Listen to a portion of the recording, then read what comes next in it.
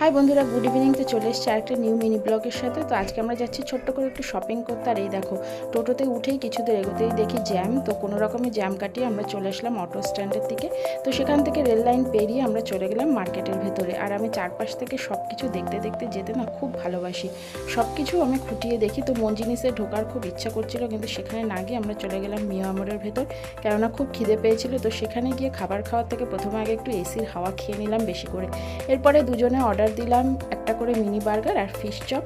তো যাই হোক, সেখান থেকে খাবার দাবার খেয়ে শোনো চলে গেল ছোট্ট একটা খেলনার দোকানে। তো সেখানে কিছু পছন্দ হলো না। এরপর সে একটা মার্শমেলো কিনলো। এরপর আমরা গেলাম গ্রামীণ বাজারের দিকে। তো সেখানে গিয়ে আমরা একটা গ্রিন টি কেনার খুব ইচ্ছে ছিল, তো একটা গ্রিন টি নিলাম আর ও কিনলো কিছু চকলেটস। তো এরপর বিল টিল মিটিয়ে আমরা চলে গেলাম রাস্তায়। আর সত্যি বলতে এত গরম লাগছিল, তো কিছু ভালো লাগছিল না, তাই কোনো রকমের রাস্তা পেরিয়ে আমরা চলে গেলাম মুড়ির দোকানে। সেখানে মুড়ি কিনে টোটোতে উঠে আমরা গেলাম বাড়ি।